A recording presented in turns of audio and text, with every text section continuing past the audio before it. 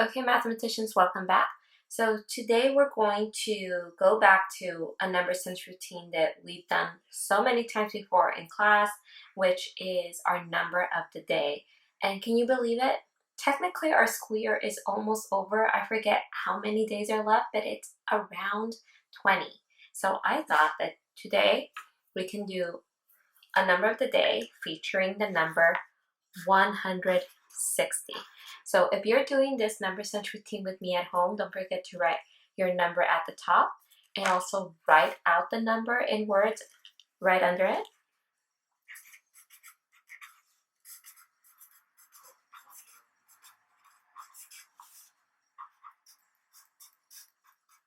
And once you finish doing that, get ready. Remember, when we do this routine, at least in my classroom, I usually give you 3 minutes to do your best thinking, and then we go over all the different strategies that you use to represent this number.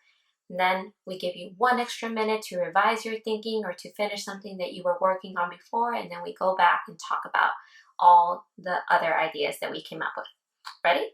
So you're going to have about 3 minutes to do your very best work. Remember, show off as many different strategies as you can to represent the number 160. Ready? In 3, 2, 1, go.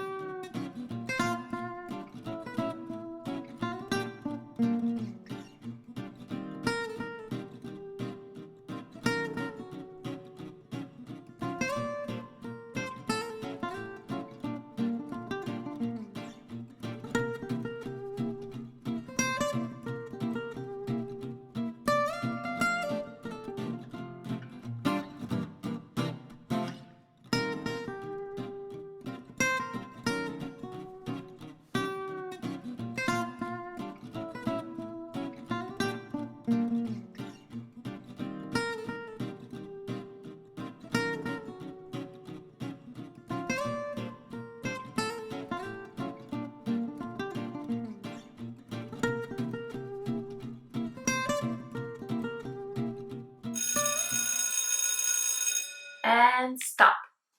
Okay, so let's come back together and see what are some of the different ideas that we might have come up with. So when I started putting down the strategies, my mind first went to doing some number sentences, just because that has been our focus for the past few weeks on trying to improve our ability to make a number sentence to match our thinking when we are doing our multiplication or multiple step word problems. So I immediately thought, wait, I can break apart 116 to 100 plus 60. Then I went into thinking, wait, I can leave that 100 alone by itself and keep breaking apart that number. So I did 30 plus 30. Then I did, 60. I can make 60 by doing 50 and 10, but I can make 50 into 25 and 25, which is why I wrote this number sentence, 100 plus 25 and 25 and 10 more equals 160. And then I thought, wait, if I can do that, I can probably make another number sentence where I break apart the 100 into 50 and 50. Because another number fact that we should know right away in first grade is that 50 and 50, when you put them together, make 100. And then I thought, wait, you know what? There are so many number facts within this number that I can use to make a number sentence. So I broke that down even further to have 4 numbers of 25. Do you see that? 1, 2, 3, 4 to represent 100. Have that same 50 that we talked about up here, and then 10 more. And then I thought, you know what? I can also represent this same idea using a number line, or sort of like skip counting that I've seen some of you do when we've done this number sense routine in our classroom. At the same time, however, I know that our thinking doesn't always go directly into doing number sentences and counting on or skip counting. So I decided, you know what, I'm going to showcase something that a lot of you still like to do when doing this number sense routine, which is doing tallies. So I did that. But if some of you were looking at my work while you were doing your own, I'm thinking that you noticed that it took me a long time just to jot down this idea compared to showcasing all of these multiple strategies. And it does take a long time to represent something one by one on paper, especially when you're trying to represent a very large number like 160. So since I did that and I noticed that for myself, I try to find a more efficient way to count to 160 without representing every single line. So I decided to do that by circling tens. Do you see that? I did 10 tens to make 100, and then 6 groups of 10 to make 60, and then I combined them into 100 plus 60, which leads to 160. And then my last idea right before the timer went off was doing something that one of my students really likes to do, which is represent a number with money. So I did 50 cents plus $1 plus 10 more cents. So the total would lead to $1.60. Okay, so are you ready to do some more thinking? You're going to have this time 1 minute to maybe finish a strategy you were working on or be inspired by some of the strategies we just talked about to add to your already wonderful work. Ready? 3, 2, 1, go.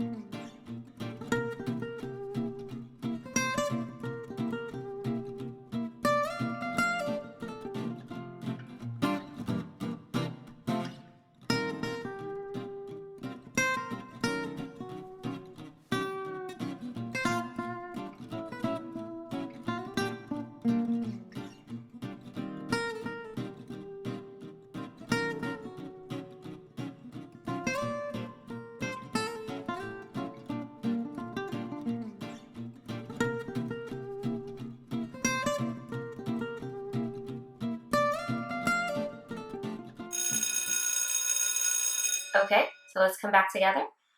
So remember, your work doesn't have to be my work. You might have come up with some wonderful ideas of your own, and that's great. But let's talk about some of the ideas that maybe I thought of to see if you can make similar connections or have an aha moment like, oh, yeah, that's right.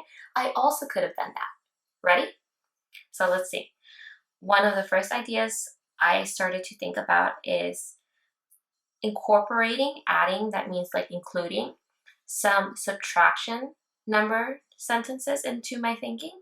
So I did 200 take away 40, and then I did 175 take away 5, because in my head I could keep that number to 170. So for this number sentence, I held 170 in my head, and then I took away 10 more, which would lead to 160. But then I started thinking back to all the work that we've been doing over the past few weeks with multiplication. And as I was actually writing these number sentences up here the first time around, I did notice that I was having groups of numbers. Do you see that?